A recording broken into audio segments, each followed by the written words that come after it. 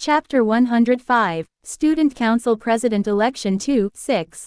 Eagle Knight Caddick and Bear Knight Knox, long-standing vassals of the Rothtaylor family and identified as the direct perpetrators in the death of Ed Rothtaylor. Both men were confined in a detention room of the Tris Pavilion, with the charges against them nearly certain. They were awaiting imminent transfer to the royal authorities to face punishment upon completion of the Academy's investigation.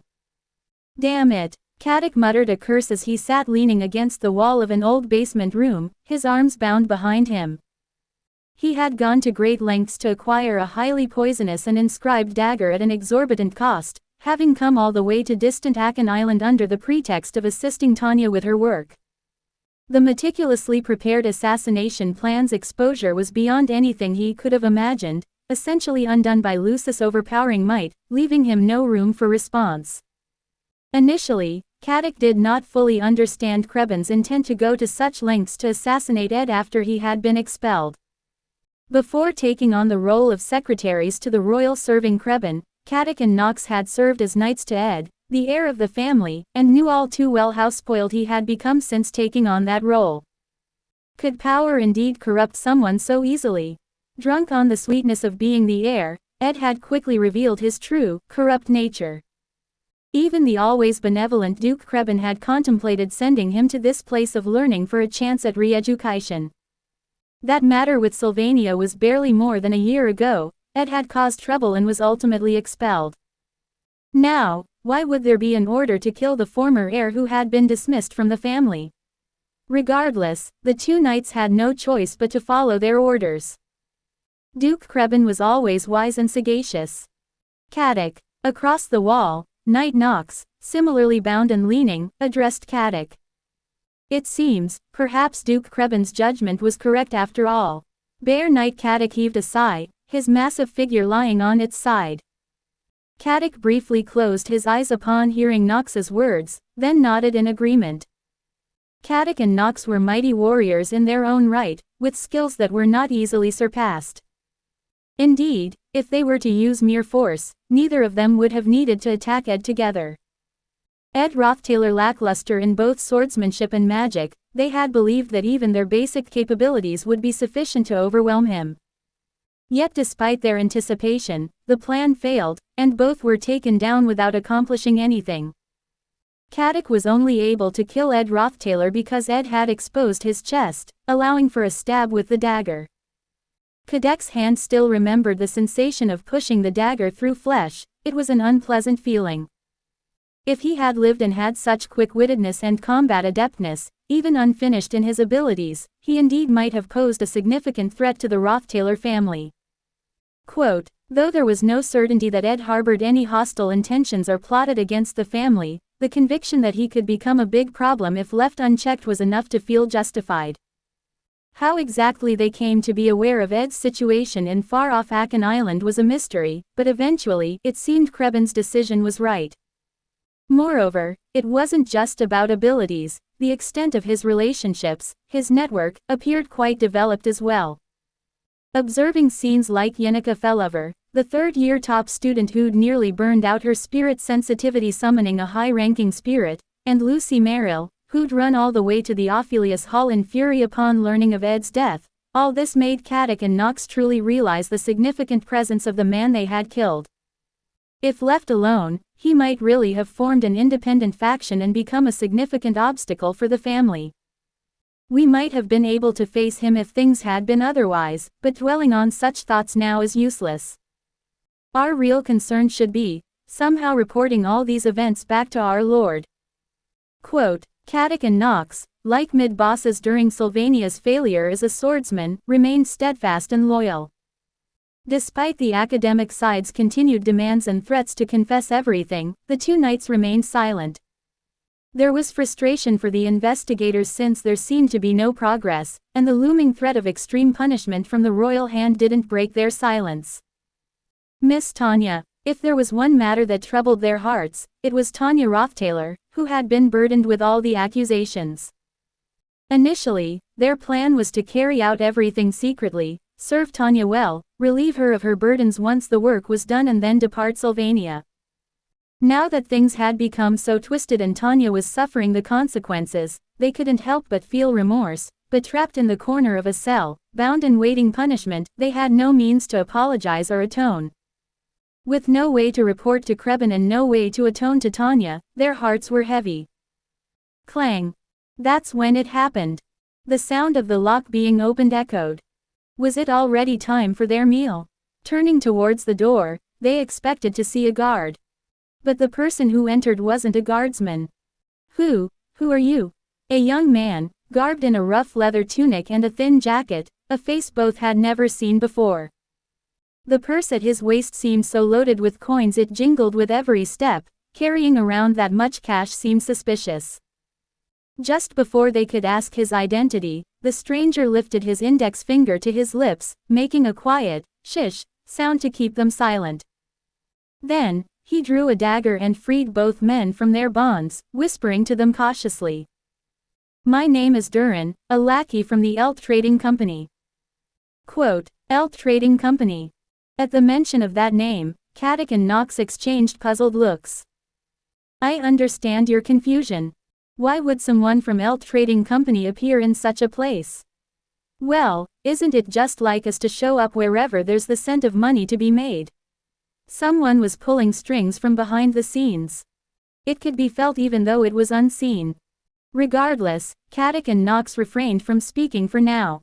Anyway, the guards will be lax near the Yenica Pavilion's southern exit by dawn tomorrow.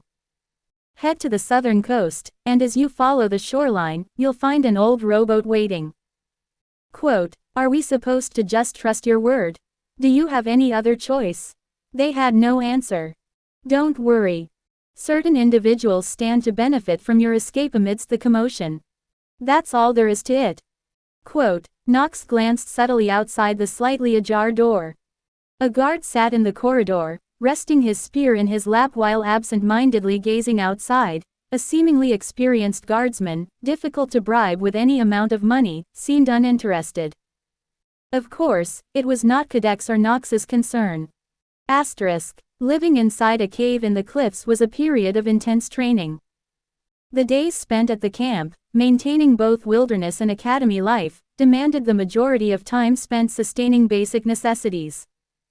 Money had to be carefully conserved, the academy's schedule strictly adhered to, and comfortable living conditions could not be sacrificed.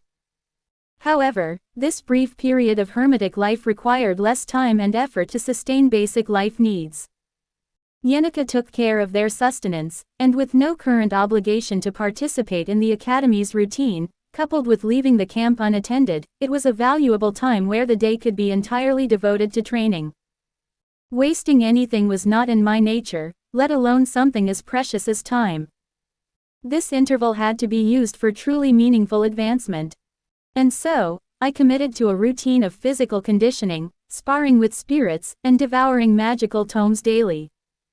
The academy life, survival routines, and scenario checks, all efforts previously divided, were now concentrated solely on my development, and the results began to show more clearly than anticipated. Day broke and night fell, the moon rose and set. Some days, fluffy clouds adorned the blue sky, and others, a dazzling starry night filled the expanse. But amidst it all, my daily routine remained unchanged. After rising in the morning to repeat basic strength exercises, I would eat with Yenica, then spend the day absorbed in magical texts, and come late afternoon, engage in combat with spirits summoned by Yenica. All while endlessly disassembling and reassembling Magecraft tools, ingraining their basic designs in my mind, and continuously improving my archery skills. The diligent daily grind of training seemed imperceptible day to day. Steady effort typically yields results difficult to notice at first. It's the consistent, albeit gradual, progression that is key. That's usually how real advancement happens. Even with time's passage, the day-to-day routine stayed the same. Morning weight training, mock battles, magic training, magical engineering practice, and various activities filled my days. The routine was static, but the news Yenica brought each day kept changing. Tanya has made a personal appearance at the academy. She's been hiding at the royal residence all this while, but she's decided to actively cooperate with the investigation to prove her innocence. Still, campus opinion is not so favorable. Everyone seems to think Tanya killed Ed. It's understandable, but so unfair. I wish we could wrap this up quickly and support Tanya. Oh, right, I'm making a vegetable salad today. Ed, any veggies you don't eat? On a day when I was running with water yolks across the cliff face. Princess Fiona has officially declared her support for Tanya. She hasn't entered the election period yet, but if her candidacy is confirmed, it seems she intends to fully back Tanya.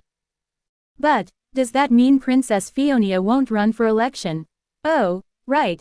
I picked up some stain remover from the Ophelius Hall. It gets out stains really well. Look, the shirt is spotless. Quote, on another day, buried in a tome on intermediate magic theory and practical application threefold. There's a gathering of students at the academy supporting Lortel. It looks like they believe that if Lortel becomes the student council president, he'll better represent their interests.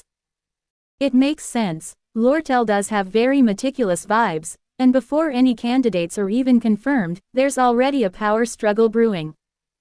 But Ed, last time Lortel came to the cave, what happened? Quote. Oh, no, it's not my place to meddle.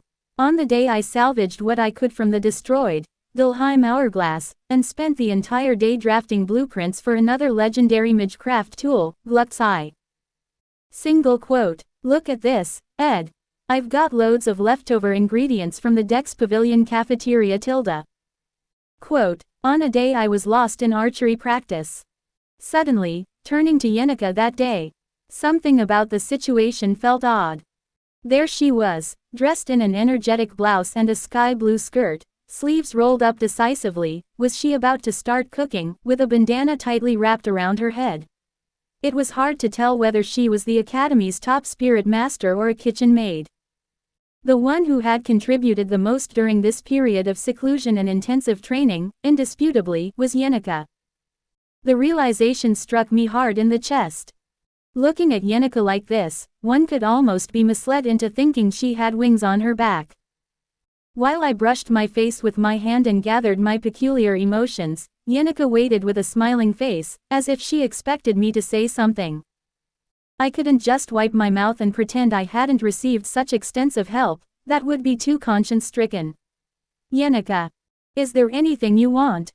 I thought it would be nice to give you a gift. Looking at you, that thought came to me. Quote, Yenica cocked her head and then blushed profoundly. No, a gift. That's not what it's all right. I'll think of something myself. Quote, Suddenly, Yenica shuddered and started pressing down on the corners of her mouth. She wasn't one to ask others for anything, always preoccupied with the thought that her requests could be a burden. Considering the progress in demonic arts training, I had an idea for a gift. The materials were tricky to obtain, but with summer approaching, it should be manageable. Expecting it would be too much pressure, right? I won't expect anything at all. I really don't expect anything. I mean, I shouldn't even remember it by now. Quote. Now that I've said it, that seems kind of rude. Sorry, Ed. I didn't respond to Yenica's self-amusing presentation. It was just so typical of her. Anyway, it looks like you're going to practice archery today. If you have no plans for a mock spirit battle, I'll just read by the campfire. Just after I prepare some ingredients. Quote. No, I'll actually be practicing mock combat today. It's not necessary for you to summon a spirit. Someone visited to check up on us and asked for some help with their training. Quote. Ed, aren't you technically supposed to be dead? Who would come to visit?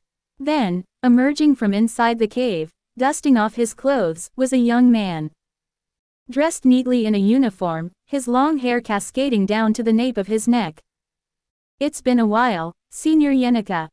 I see you often come to this cave. Quote, it was Zix Effelstein, the second-ranked student in the second year of the magic department. The timing was perfect. Since it had come to this, I wanted to check the results of my training. Originally, I had come to discuss matters related to the student council election, but there was also news about Tanya and Princess Phenia. Quote, below the cliffside carved by waves was a rocky terrain that required a significant climb to reach. It wasn't particularly wide but was relatively flat. Not ideal for sparring, but real battlefields are seldom clean and spacious. Since fighting under adverse conditions is a reality for both sides, fairness wasn't in question. Before that, a light sparring wouldn't hurt. I haven't had a proper duel in a while either, so it's a good time to loosen up. Quote, Zix drew his sword without moving, tossing aside the sheath and lightly shaking the tip a few times. That's good to hear. Quote, with those words as the signal, we began to distance ourselves. Gripping his sword with both hands, Zix took a deep breath. Here I come. Quote, then he raised his sword straight above his head and brought it down swiftly. The clean strike surged towards me like a storm. Single cut, Yi Dao. It was a fundamental skill in combat, honest in its power as it directly mirrored the wielder's prowess. Clang. While I could have dodged it, I chose to manifest a basic defensive magic to block it instead, eager to test my improved mana sensitivity. Zix. Strike was neatly deflected. But the first single cut wasn't meant to be decisive, it was intended to probe for weaknesses. Lowering his stance, Zix lunged into my guard with his sword trailing behind. I bent my upper body to dodge and simultaneously drew a dagger from my thigh sheath, holding it in a reverse grip. Expecting a follow-up strike with the dagger, Zix corrected his stance. But my dagger struck the ground instead. Thud.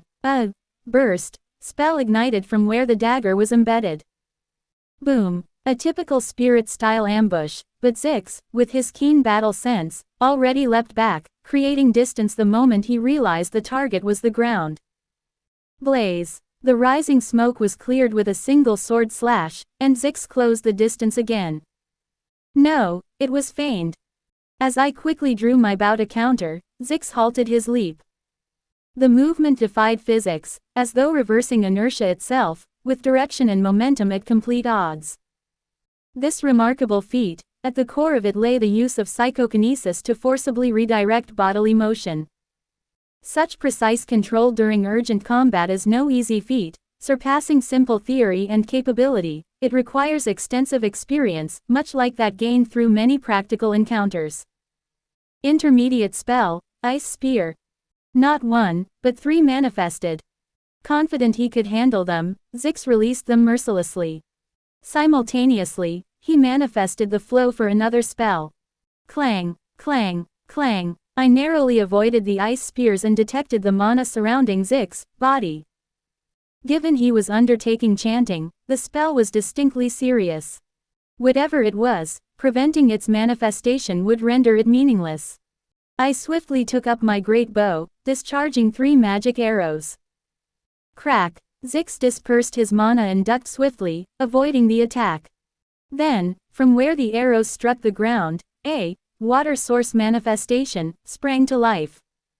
Slowly, water began to seep up from the barren ground. Quote. Ordinary people overlook misfired arrows. However, Zix Ethelstein misses nothing, even the faintest trace of mana movement. Eventually, he realized these wayward arrows were also a stratagem and promptly incinerated them with a lower tier, ignite, spell. It's hard to let my guard down. Quote. With that, Zix released the mana gathered in his body, beginning the manifestation of his signature high-level magic. Already a second-year student wielding high-level magic was a ludicrous achievement. But as if it were natural, Zix emitted a pale mana radiance, forming a large mana sphere. Zix, high-level spell, high mana armament, took shape. Blaze. Instantly, the mana sphere dispersed and reshaped into a bow in his hands. He fired, and the powerful magical arrow headed straight for me. I rolled aside in an instant, and where I previously stood, the arrows exploded. The time taken to roll and evade gave my opponent leeway for further action. Having closed in on me, the form previously assumed by Zix, mana had shifted into a large rapier. A piercing thrust, as swift as a bullet. An attack that couldn't be avoided.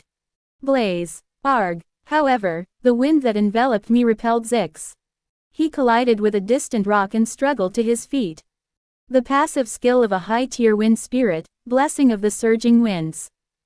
Single quote. With a significant cooldown after each activation, I could consider my reserves spent. Nevertheless, the gap, blessing of the surging winds, afforded me was just enough for gathering mana for my next spell. Seizing the moment, I launched an attack of my own. Blaze. As fire blossomed from my fingertips, obscuring the field of view, Zix clicked his tongue and assumed a defensive posture.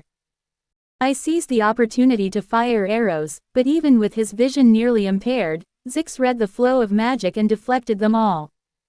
His senses far exceeded human limitations. Leaping forward once more, Zix narrowed the distance, now holding 2 daggers in a reverse grip. His mana armament skill allowed him to handle almost every type of weapon, providing versatility to adapt to any combat pattern, a skill unique to Zix, rarely seen among magicians.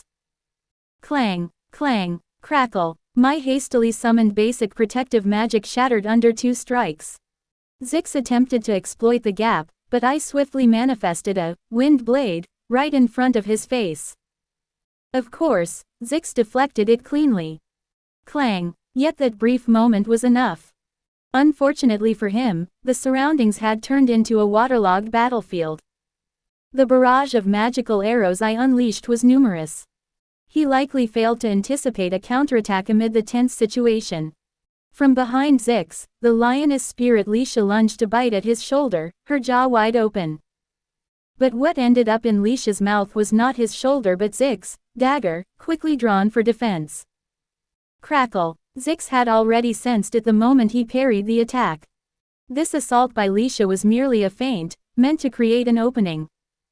He pushed Leisha's abdomen with a kick and turned towards me, but my spell had already been cast. Roar. Intermediate fire magic, explosion point.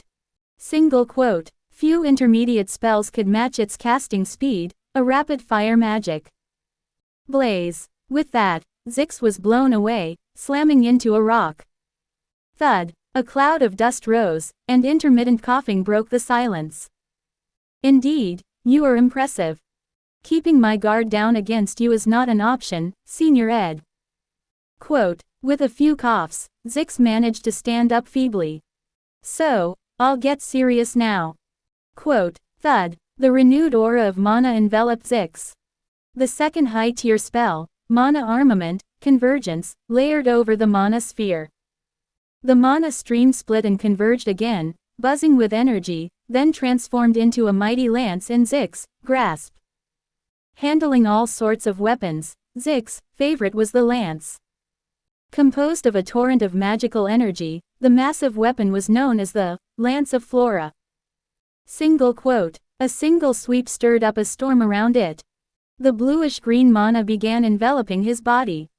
Suspended in the air, the entwined mana seemed to defy gravity itself. Sylvania's Failing Sword Saint Act 4 Chapter 7. The infiltration of Grogol Cathedral. There, as a mid-boss, one faced Zix, ultimate combat pattern. Lance of Flora Zix.